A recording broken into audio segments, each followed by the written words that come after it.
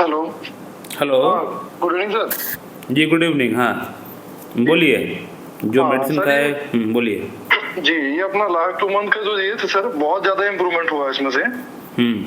Almost मान के चलिए सब तो सभी इम्प्रूव हो गया था। और साथ में जो एक्स्ट्रा मेरा प्रॉब्लम था सर, अपना कमर दर्द का प्रॉब्लम था, उसमें भी इम्प्रूवमेंट हो गया है। मतलब 70-80% मान लीजिए। कभी कभी बस दर्द हो रहा है, झुकने से कमर में दर्द हो रहा है। अच्छा, ईडी का प्रॉब्लम में? ईडी तो पूरा सर 100% ठीक हो गया मान के चलिए। अच्छा ठीक। और बस टाइमिंग में सर एक आध पोजीशन में सिर्फ प्रॉब्लम आ रहा है। बाकी बाकी पूरा मैं मान लीजिए उसमें भी होल्ड कर पा रहा हूँ, कोई प्रॉब्लम नहीं। ठीक। जी सर। अगर आपका लिंग में ठीक से इरेक्शन मेंटेन नहीं होता, इरेक्शन ठीक से आता नहीं है, ब्लड सप्लाई की कमी है, मन में इच्छा की कमी है, सेक्स के प्रति इच्छा जागरूक नहीं होता है और टाइमिंग कम है, तो इन तमाम समस्याओं से अगर आप जूझ रहे हैं तो फिर आपको ये वीडियो आज का बिल्कुल देखना चाहिए। अभी आपने जिस पेशेंट का आवाज़ सुना, इस पेशेंट का अंदर मोटी मोटी तौर पे 3-4 बड़ी बड़ी समस्याएं हैं। नंबर 1 प्रॉब्लम है इस पेशेंट का अंदर इरेक्टाइल डिस्फंक्शन की, यानी पेशेंट का लिंग में ठीक से कठोरता नहीं आता है, मेंटेन नहीं होता है इरेक्शन। सेकंड प्रॉब्लम है शीघ्र पतन की समस्या, यानी टाइमिंग की इशू। एक तो इरेक्शन ठीक से नहीं आता है, और अगर इरेक्शन कई बार अगर आ भी गया तो वो ठीक से मेंटेन भी नहीं हो पाता है, तुरंत एकदम डिस्चार्ज हो जाता है। तो सेकंड प्रॉब्लम है टाइमिंग की, शीघ्र पतन की। थर्ड प्रॉब्लम है इनका मन में सेक्स का प्रति इच्छा विचार आना कम हो चुका है। और जो फोर्थ प्रॉब्लम है वो है इनका कमर में इनको दर्द होता है, पेन होता है। तो इन सभी सिम्टम्स को देखते हुए आज से 6 महीना पहले इस पेशेंट को मैं लाइकोपोडियम प्रिस्क्रिप्शन किया था, lycopodium clavatum 10 mg 50 mg followed by PLRS 0/1-2। तो इससे हुआ ये कि पेशेंट का इरेक्शन में थोड़ा बहुत इम्प्रूवमेंट तो हो गया, लेकिन टाइमिंग में कुछ खास इंप्रूवमेंट नहीं हो पाया, कमर दर्द में कुछ खास इंप्रूवमेंट नहीं हो पाया, लिबिडो में कुछ खास इंप्रूवमेंट नहीं हो पाया। थोड़ी बहुत जस्ट इरेक्शन में थोड़ा बहुत फायदा हो गया था, लेकिन लाइकोपोडियम से कुछ खास इंप्रूवमेंट हुआ ऐसा हम लोग बोल नहीं सकते। लेकिन लाइकोपोडियम मेरा वेल सिलेक्टेड रेमेडी था, जो सिम्टम्स था वो लाइकोपोडियम को मैच कर रहा था, इंडिकेट कर रहा था, लेकिन फिर भी लाइकोपोडियम ने काम नहीं किया। यानी कहने का मतलब मेरा वेल सिलेक्टेड रेमेडी फेल हो गया पेशेंट का अंदर, लाइकोपोडियम फेल हो गया, क्योंकि पेशेंट ने बताया कि डॉक्टर साहब कुछ खास इंप्रूवमेंट नहीं था, थोड़ा बहुत इरेक्शन में इंप्रूवमेंट आया था, लेकिन बाकी एस्पेक्ट में इंप्रूवमेंट नहीं आया, तो इसको हम लोग आइडियल क्योर नहीं मानेंगे। तो मैं केस को फिर से रिटेक किया। रिटेक करने के बाद में पेशेंट को मैं कैलकेरिया काप प्रिस्क्रिप्शन किया था, लाइकोपोडियम को हटा के कैलकेरिया काप दिया था नेक्स्ट टाइम 0/1-2-3-4। और जब मैं पेशेंट का अंदर फर्स्ट टाइम केस टेकिंग किया था, उसी समय मैं प्रिस्क्रिप्शन तो किया था लाइकोपोडियम, लेकिन मैं नीचे लिख कर रखा था कैलकेरिया काप। यानी अगर मेरा फर्स्ट वेपन अगर फेल हो जाता है तो सेकंड वेपन के तौर पे कैलकेरिया काप रेडी रहे। यानी प्लान ए अगर फेल हुआ तो प्लान बी पे हम लोग शिफ्ट हो जाएंगे। जो भी क्लासिकल होम्योपैथ है वो यही काम करते हैं। अगर पेशेंट का केस टेकिंग करके अगर वेल सिलेक्टेड रेमेडी के साथ आसपास पैरेलली अगर मिलता जुलता कोई अगर और मेडिसिन अगर आता है तो उस मेडिसिन को भी हम लोग लिख कर रखते हैं। अगर हमारा प्लान ए फेल हुआ तो प्लान बी के तहत उसको हम लोग इस्तेमाल कर सके। तो मैंने भी यही किया था। तो लाइकोपोडियम फेल हो गया, तो उसके बाद मैंने कैलकेरिया काप पेशेंट का अंदर प्रिस्क्रिप्शन किया, और कैलकेरिया काप से पेशेंट का अंदर इतना अच्छा इंप्रूवमेंट आ गया कि पेशेंट ने बताया डॉक्टर साहब ईडी तो 100% क्योर हो गया, पूरी तरह क्योर हो गया है ईडी।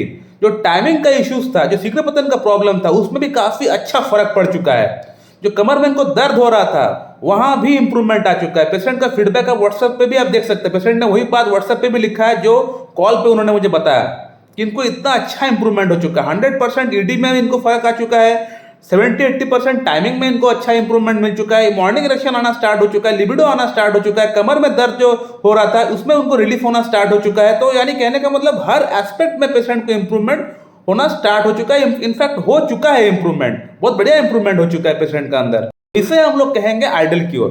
आइडियल क्योर का मतलब ये होता है कि जो जो प्रॉब्लम्स लेके पेशेंट आपके पास आया हुआ था उन प्रॉब्लम्स में तो फायदा होना ही चाहिए, उसी के साथ साथ जो प्रॉब्लम्स पेशेंट आपको आके बताना भूल गया उन प्रॉब्लम्स में भी पेशेंट का अंदर आपका मेडिसिन से आपका ट्रीटमेंट से फायदा होना चाहिए। तब हम लोग मानेंगे इसको आइडियल क्योर। यानी patient has to be free from all types of trouble, patient को कोई प्रॉब्लम नहीं होना चाहिए, यानी टॉप टू द बॉटम, सर से लेके पैर तक पेशेंट का अंदर कोई प्रॉब्लम नहीं होना चाहिए। तब जाके हम लोग इसको बोलेंगे आइडियल क्योर। और ये चीज एकमात्र संभव हो सकता है कॉन्स्टिट्यूशनल ट्रीटमेंट से, होम्योपैथी से, लेकिन पेशेंट को देना पड़ेगा एक समय में एक मेडिसिन, तभी ये हो पाएगा। एक साथ 8, 10, 15 मेडिसिन देंगे पेशेंट को तो प्रॉब्लम ठीक नहीं होगा, उल्टा प्रॉब्लम बढ़ जाएगा। और अब थोड़ा बात कर लेते हैं कि इस पेशेंट को मैंने कैलकेरिया कार्ब को प्रिस्क्रिप्शन किया था लाइकोपोडियम को हटा के। तो कैलकेरिया कार्ब का जो पहला स्ट्राइकिंग सिम्टम था वो था इनका फिजिकल अपीयरेंस, यानी जो शारीरिक गठन है इस पेशेंट का वो था फैट, फेयर एंड फ्लेवी, यानी गोरे, मोटे, थुलथुले।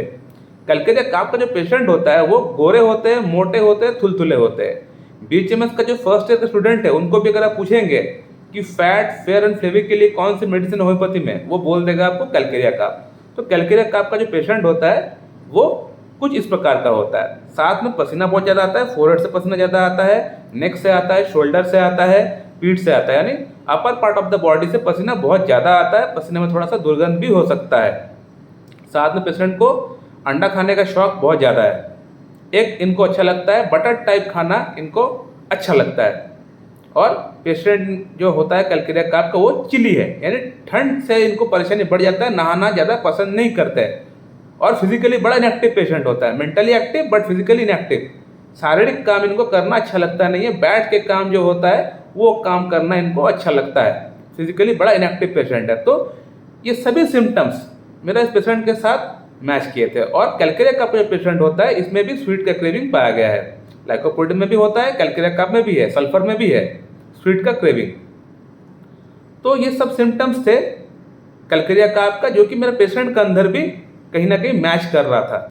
कैलकेरिया कार्ब का जो पेशेंट होता है इसका अगर माइल्ड सिम्टम की अगर बात करें तो इसका पेशेंट बड़ा टिमिड होता है, माइल्ड टेम्परामेंट होता है, यानी बहुत ज़्यादा गुस्सा नहीं आता है, बड़ा टिमिड होता है। टिमिड मतलब डरपोक होता है। किसी के साथ अगर लड़ाई झगड़ा होता है तो उसको वो देख भी नहीं पाता है। उसके साथ नहीं हो रहा लड़ाई झगड़ा, लेकिन किसी के और के साथ हो रहा है तो वो वहां जाके देख भी नहीं पाएगा। उसका हाथ पैर कांपने लग जाएगा, शेकीनेस आना स्टार्ट हो जाएगा बॉडी में। खुद तो लड़ाई झगड़ा करना छोड़ दीजिए, ऊंची आवाज में बात करने से इनको प्रॉब्लम होता है, बॉडी हाथ पैर कांपता है।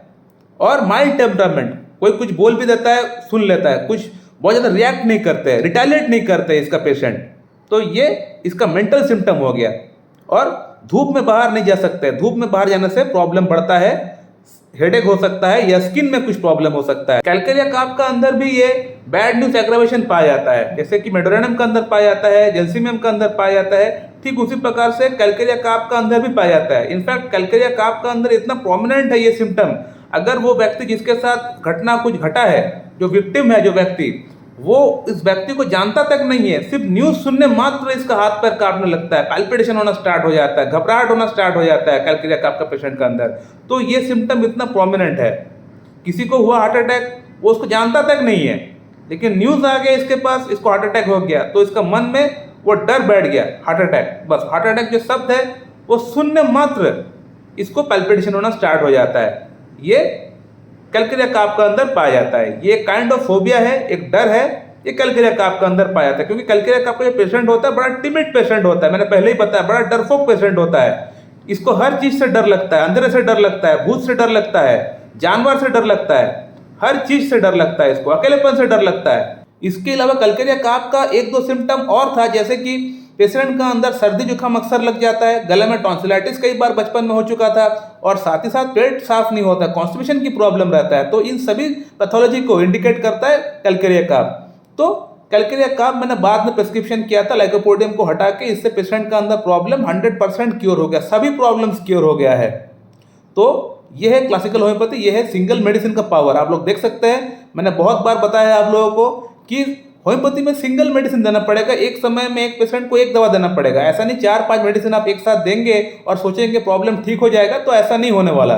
जैसे कि इस पेशेंट का अंदर मैंने लाइकोपोडियम पहले प्रिस्क्रिप्शन किया था, लाइकोपोडियम ने काम नहीं किया, तो फिर उसके बाद मैंने जाके कैलकेरिया कार्ब प्रिस्क्रिप्शन किया था। दोनों एक साथ मैंने प्रिस्क्राइब नहीं किया। यही एक ही प्रोसेस को अपना के मैंने ना जाने पिछले 10-12 साल में कितने पेशेंट को ठीक किया हुआ है।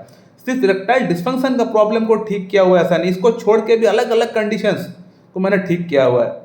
जो लोग मुझे पर्सनली जानते हैं उन लोगों को पता होगा कि किस तरह का केसेस को मैंने ठीक किया है, किस तरह के केसेस को मैं डील करता हूँ। जो मेरा क्लिनिक में जो पेशेंट आते हैं, जो ऑफलाइन पेशेंट आते हैं, यहाँ तो इरेक्टाइल डिस्फंक्शन बहुत ज़्यादा पेशेंट नहीं आते हैं ऑफलाइन पेशेंट, और जो भी आते हैं वो यूट्यूब वीडियोस देख के ऑफलाइन जो लोग कंसल्ट करते हैं वही पेशेंट लोग आते हैं क्लिनिक में। वैसे इरेक्टाइल डिस्फंक्शन का बहुत कम पेशेंट आते हैं मेरे पास ऑफलाइन क्लिनिक में। लेकिन ऑनलाइन क्लिनिक में अगर 10 पेशेंट आता है तो उसमें से 8 पेशेंट इरेक्टाइल डिस्फंक्शन वाला होता है, और पिछले 6 साल में मैंने इरेक्टाइल डिस्फंक्शन के कम से कम 5 से 6 हज़ार मरीज को मैंने देखा हूँ, और उसमें से कम 98% पेशेंट को मैंने क्योर भी किया हुआ है। उसमें से 1000 पेशेंट तो ऐसा होगा जो कि वीनस लीकेज वाली पेशेंट है, जहाँ पे इम्प्लांट का दरकार पड़ता है। जो पेशेंट इम्प्लांट कराने वाले ही थे वो इम्प्लांट ना करा के मेरे पास लास्ट ट्रायल के तौर पे आए और उनको मैंने ठीक कर दिया। ऐसे पेशेंट भी मेरे पास बहुत सारे मौजूद हैं। तो इन सभी पेशेंट के अंदर मेरा अप्रोच सेम रहा, सिंगल मेडिसिन। एक समय में एक पेशेंट को पूरा थॉरोली केस टेकिंग करके होलिस्टिक अप्रोच के तहत हैनमन का दिखाए हुए रास्ते पे मैंने चल के एक ही मेडिसिन, सिंगल मेडिसिन प्रिस्क्रिप्शन किया, और वो एक ही मेडिसिन से पेशेंट का प्रॉब्लम ठीक भी हुआ है। सो माय डियर फ्रेंड, मैं इस वीडियो को यहीं पे एंड करता हूँ। So thank you very much and have a good day.